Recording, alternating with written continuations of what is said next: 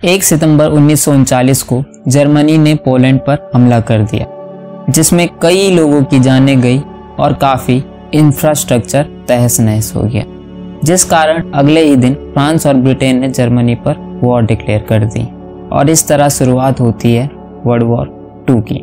दोस्तों, world war 2 जो मानव इतिहास का सबसे बड़ा और खतरनाक संघर्ष था, जिसमें 7 से 8 करोड़ लोगों की मौत हुई, जो कि पूरी दुनिया का 3% था। दोस्तों, वर्ल्ड वॉर 2 1 सितंबर 1939 से 2 सितंबर 1945 तक लड़ा गया, जिसमें 2 मुख्य ताकतें शामिल थी। पहली एक्सिस पावर, जिसमें जर्मनी, इटली और जापान शामिल थे, और दूसरी एलाइड पावर्स, जिसमें great Britain, France, America, Soviet union और कुछ हद तक चाइना भी शामिल। दोस्तों, ऐसे तो वर्ल्ड वॉर 2 में 50 से ज़्यादा देशों ने अपनी भागीदारी दी, पर मुख्य देश एक्सिस पावर्स और एलाइड पावर्स ही थे। बाकी देश इन दोनों में से किसी एक ही तरफ से वॉर में अपनी भागीदारी दे रहे थे। दोस्तों, वर्ल्ड वॉर 2 को समझने के लिए हमें कुछ बातों को समझना पड़ेगा, जिसे हम इस वीडियो में डिस्कस करेंगे। जैसे वर्ल्ड वॉर 2 क्यों हुआ, वर्ल्ड वॉर 2 के कारण क्या क्या थे, क्यों दुनिया जब वर्ल्ड वॉर 1 जैसा भयानक मंजर देख चुकी थी फिर भी दुनिया के कई देश वर्ल्ड वॉर 2 में शामिल हुए, वर्ल्ड वॉर 2 खत्म कैसे हुआ और वर्ल्ड वॉर 2 के बाद क्या बदलाव आए। इन सब बातों पर आज हम इस वीडियो में चर्चा करेंगे, तो मेरे साथ आखिर तक बने रहें। दोस्तों, वर्ल्ड वॉर 2 की शुरुआत कैसे हुई, इसे जानने के लिए हमें समय में थोड़ा पीछे जाना पड़ेगा, जब वर्ल्ड वॉर 1 की समाप्ति हुई। दोस्तों, 1918 में जर्मनी की हार के बाद वर्ल्ड वॉर 1 खत्म हुआ, जिसके बाद ट्रीटी ऑफ वर्साइल साइन हुई, जिसमें जर्मनी पर काफ़ी रेस्ट्रिक्शन लगा दिए गए।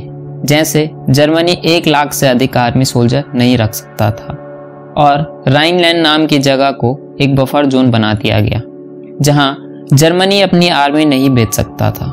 दोस्तों, राइनलैंड जर्मनी का हिस्सा था और फ्रांस ने ये शर्त अपनी सिक्योरिटी के लिए रखी थी, ताकि फ्यूचर में अगर जर्मनी अटैक करने की सोचे तो फ्रांस को थोड़ा समय मिल जाए।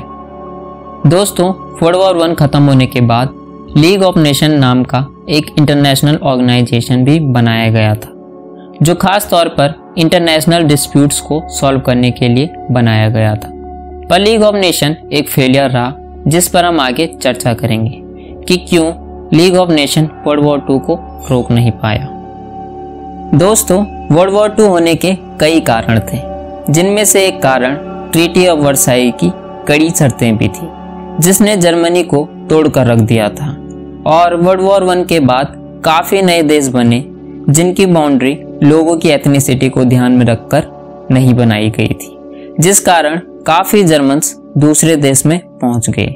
कुछ लोग ऑस्ट्रिया में और कुछ चेकोस्लोवाकिया में, पर वो खुद को जर्मन्स ही मानते थे, चाहे वो दूसरे देश में क्यों ना हो।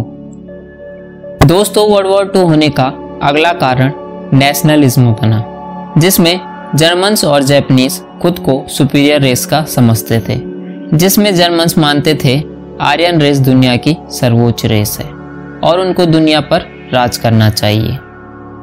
वर्ल्ड वॉर 2 होने का एक कारण डिक्टेटरशिप का बढ़ना भी था।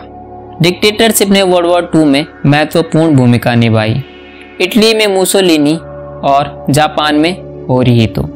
जर्मनी में नेशनलिज्म का फायदा उठा के एडोल्फ हिटलर सत्ता में आया, जिसकी पार्टी का नाम नाजी था। इसीलिए हम वर्ल्ड वॉर 2 के जर्मनी को नाजी जर्मनी भी कहते हैं, क्योंकि वहाँ हिटलर की सरकार थी। दोस्तों, हिटलर के सत्ता में आने के बाद हिटलर ने इलेक्शन कराए ही नहीं और खुद को वहाँ का डिक्टेटर घोषित कर दिया। और आखिर में मिलिटरिज्म और इंपीरियलिज्म यानी कि साम्राज्यवाद का बढ़ना वर्ल्ड वॉर 2 होने की वजह बना। सभी देश, खासकर एक्सिस पावर्स जिसमें जर्मनी, जापान और इटली थे, अपनी आर्मी को बढ़ाने पर लगे थे और अपना साम्राज्य भी फैलाने पर तुले थे। अपना साम्राज्य फैलाने के लिए इटली ने इथियोपिया पर हमला करके उस पर कब्जा कर लिया। वहीं दूसरी ओर जापान ने चाइना के मंचूरिया पर कब्जा कर लिया। और जब इस बात के लिए जापान को लीग ऑफ नेशन में फटकारा गया तो जापान ने लीग ऑफ नेशन छोड़ दिया।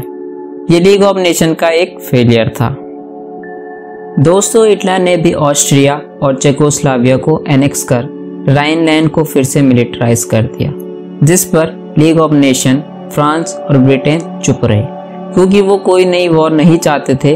पर जब 1 सितंबर 1939 को जर्मनी ने पोलैंड पर अटैक किया तो फ्रांस और ब्रिटेन ने जर्मनी पर वॉर डिक्लेयर कर दी और यहीं से शुरुआत होती है वर्ल्ड वॉर 2 की। दोस्तों वहीं दूसरी ओर जापान ने भी 7 दिसंबर 1941 को अमेरिका के पर्ल हार्बर नामक नेवी बेस पर अटैक कर दिया, जिस कारण अमेरिका भी वॉर में कूद पड़ा। अमेरिका के वॉर में उतरते ही जर्मनी और इटली ने भी अमेरिका पर वॉर डिक्लेयर कर दी क्योंकि उनके बीच ट्राइपार्टाइट नामक एक संधि हुई थी जिसे हम बर्लिन पैक्ट के नाम से भी जानते हैं। अब अमेरिका के वॉर में घुसने के बाद एलाइड फोर्स ने एशिया और अफ्रीका में काफ़ी बड़ा सैन्य अभियान चलाया, जिसमें एक्सिस पावर काफ़ी कमज़ोर पड़ गया। उसके बाद एलाइड फोर्स ने 6 जून 1944 को डी डे इन्वेजन की, जिसे हम नॉर्मैंडी लैंडिंग्स के नाम से भी जानते हैं। डी डे इन्वेजन एक मिलिट्री ऑपरेशन था जिसमें एक्सिस पावर को काफ़ी बड़ा धक्का लगा, जिसके बाद 7 मई 1945 को जर्मनी ने सरेंडर कर दिया और इटली 1943 में ही सरेंडर कर चुका था।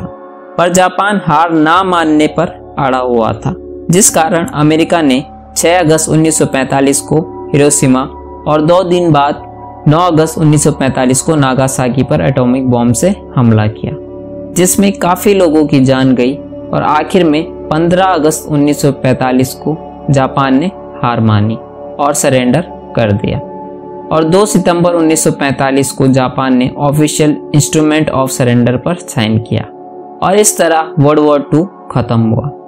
दोस्तों वर्ल्ड वॉर 1 की वीडियो पहले ही हमारे चैनल पर अपलोड है, तो ज़रूर चेक कीजिएगा। तो चलिए वर्ल्ड वॉर 2 खत्म होने के बाद का हाल भी डिस्कस कर लेते हैं। दोस्तों वर्ल्ड वॉर 2 खत्म होने के बाद अमेरिका और सोवियत यूनियन 2 मुख्य ताकतें बनकर उभरी और उसके बाद कोल्ड वॉर की शुरुआत होती है अमेरिका और सोवियत यूनियन के बीच और लीग ऑफ नेशन को यूनाइटेड नेशन में बदल दिया जाता है। दोस्तों कोल्ड वॉर को किसी दूसरी वीडियो में डिस्कस करेंगे। वीडियो पसंद आई तो लाइक और सब्सक्राइब करना ना भूलें। मिलते हैं अगली वीडियो में। Have a nice day.